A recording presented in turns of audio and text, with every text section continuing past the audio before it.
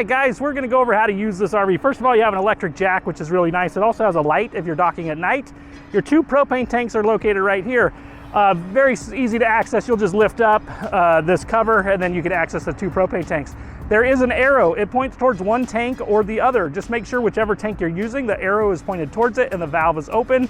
Also, when opening the valve, just make sure you go real slow. You don't want to have too much pressure because there's a check valve in there, it could lock up on you. So just go real slow, let it bleed out and you're good to go. Okay, hopefully you never need it, but the batteries are located behind the propane tank. As we come around, we're going to talk about some storage compartments and some other items here.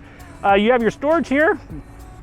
You do have your stabilizer jack right there. There's a hand crank in here. All you do is you're going to hook that hand crank right onto the jack. You're going to spin it down. They are just stabilizers. They just stabilize the RV so it doesn't wobble when you're walking inside. So they don't level it or anything like that. It just is for stabilization. As we come around, we're going to talk about this awning. It is a large awning. Just remember, any wind, rain, anything like that at all, make sure this guy is closed. Also, if you go to bed at night, make sure it's closed. We recommend if you're literally not sitting underneath it, have it closed. They cost about $2,000 to repair. So you do not want to go out and have an issue with an awning breaking off in the wind or something like that. So just be really careful with that. We're going to talk about how to operate the stairs and the door. First, we're going to talk about the door lock. Anytime you're using a key on this, there are seals around the door. So to use your key, what you want to do is actually push right here on the door lock area, smush the seal in a little bit, and then you can just easily open the door. If you just try to pull the latch, sometimes with that pressure pushing on it, you're like, it's not opening or something like that, or the key's not turning. There should be no pressure whatsoever when you're turning a key. If there is some pressure, either you're using the wrong key or you're not pushing on the door when you turn the lock, okay? As we come around, we're just gonna open this all the way up and we're gonna talk about these stairs. Now, to use these, there's a little lever here. You just pull this and this whole stairs is gonna rotate down. So what you do is you just pull the lever here and it starts the rotation process. Now, each leg is independently adjustable. So if you're not on even ground, you can actually adjust the legs to fit the terrain you're on. To do that, what you're gonna do is push this little blade in and it allows you to move these up and down.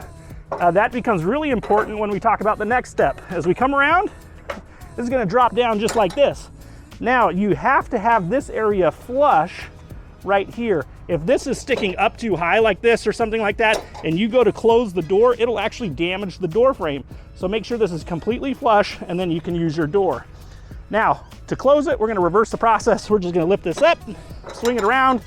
You're gonna pull the blue lever, lock it into place. Then you can go ahead and shut your door. Once again, anytime you're using the door, the best place to push is right here.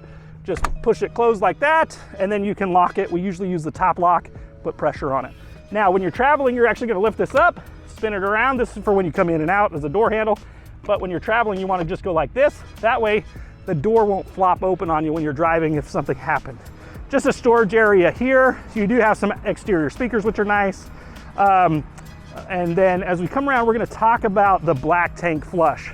We're gonna really discuss it on the other side. Right here is your flush. You're gonna hook a hose to this, and that's actually gonna flush out the black tank. Anytime you're flushing though, make sure that that black valve is open anytime you're pushing water through here. This is another easy step here. This is normal steps. They just fold out and down. Once again, on the door, you would push right on this area to operate it. Stabilizer jack. Once again, anytime you're leaving your campground, double check and make sure your jacks are all the way up. You do not want to drive away with those jacks down. That can get pretty expensive to replace. We do have a spare tire back here. Hopefully you don't ever need it, but it is located here in case you did. Trailers do not have jacks for changing tires. You would actually use your vehicle jack to change a tire if you needed to. Now we're gonna talk about dumping. There's a black and gray valve for dumping. Now what you're gonna do is you actually have a sewer hose in there. You're gonna screw that cap on right here. And then the other portion goes into the ground of the dump station. You have a black valve and a gray valve. Now, what you usually want to do is pull the black one first. And as we talked about on the other side, you could be running some water through there. Just make sure that anytime you're running that water, that this is open. Once you're done, you're going to close this up, and then you're going to go ahead and use the gray water to flush that out, okay?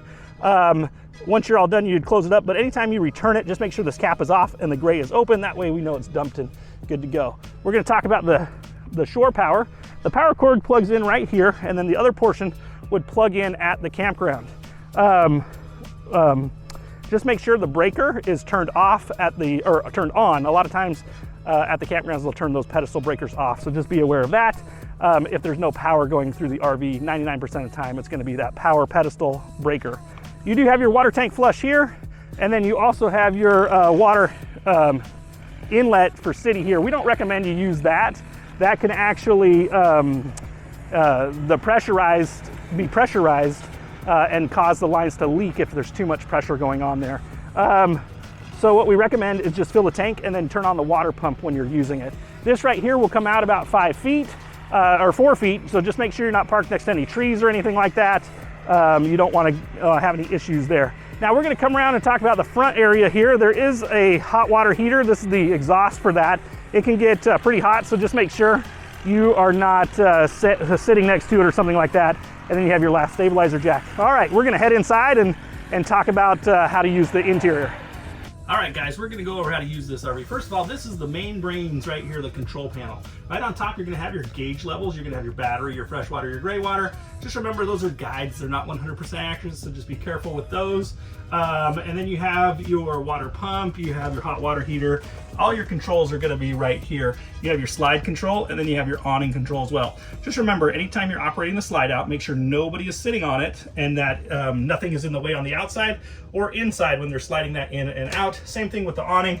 Just make sure there's no trees or anything in the way when you're operating the awning. We're gonna go in the bedroom here and discuss a few things. This is really nice. You have some outlets right here next to your nightstand. And then what's really nice on the passenger side, there's actually a inverter, mini inverter right there. So you could run maybe like a CPAP machine or something right there. You would just click it on and then you're good to go. Very nice bedroom. One thing I also want to talk about are these doors.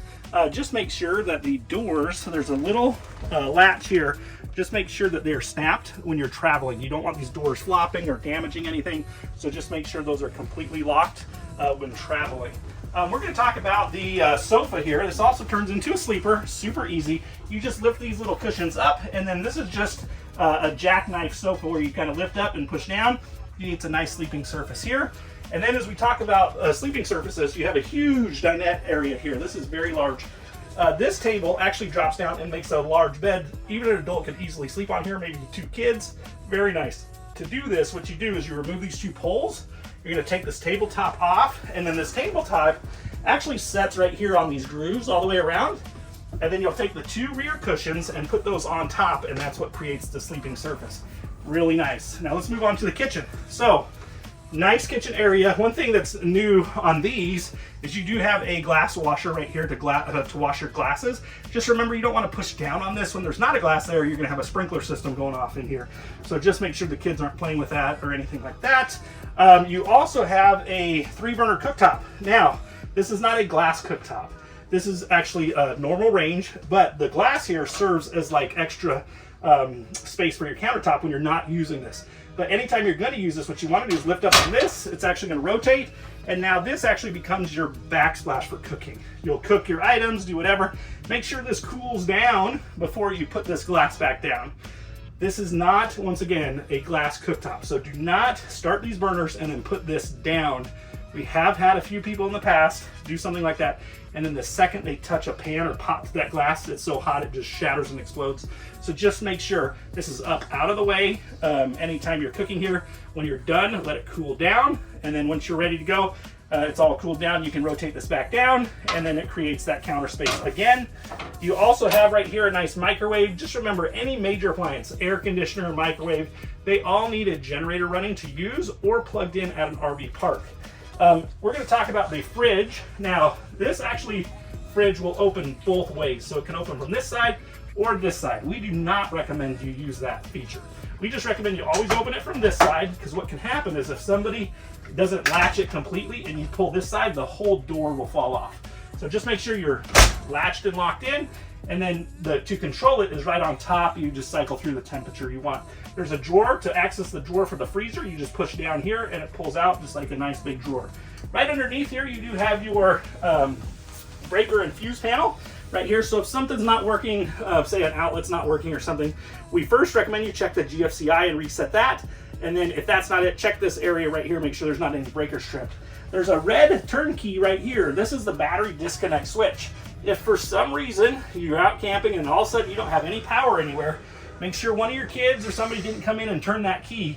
That'll kill all the power inside the RV. So just make sure that's in that same position. There's a huge pantry area, which is so nice in this RV. So you're gonna love that. And then we're gonna talk about the heating and AC controls. So right here is the thermostat. To run this, you're gonna hit the power button, and then you're gonna begin to cycle through a few things. One's gonna be the air conditioner, one's gonna be fan mode, and then you're gonna have the heater. The up and down arrows are for setting the temperature. Once that gets going, once again, remember you gotta have a generator running or plugged in a park to run the air conditioner. But the heater will kick on, just to make sure you have propane there. And then we're gonna talk about these big bunks. These are great, kids love these. There's a built-in ladder here for climbing up. And then there are some USB-C outlets and USB outlets in each bunk for the kids, or even an adult could easily sleep in here. We're gonna go ahead and talk about the bathroom area and how to use the toilet. First of all, this is a foot flush toilet. How an RV toilet works is you're gonna push it halfway down, it fills the bowl up with some water, and then you're gonna handle all your business, and then to flush it, you push the pedal all the way down and it flushes through. Just remember, you do wanna make sure you flush it for about 5 or 10 seconds. Make sure the only thing that goes down the toilet is RV toilet paper. No wipes, no female feminine products, nothing like that at all. Just RV toilet paper. You do not wanna clog that or damage it. They can be expensive to unclog. We're gonna talk about your hot water heater. Now, this is really nice.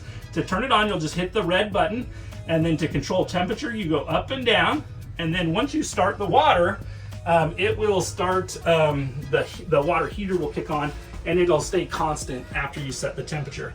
Now, this is a very nice shower head. Now, to use this, I'm gonna describe the top knob is actually gonna cycle through all of those spray ports. So you could go the top one, the middle one, the wand. That's what controls all those, whichever one you want to select. Now we're gonna turn on the water. To do that, you pull the valve up, and then you twist it left and right. And then the temperature is left and right. But we do, once you set your hot water heater, you shouldn't need to worry about the temperature. And then like if you saw right there, you pull it up to engage the water. You have a nice sink area. The GFCI outlet is located in here as well.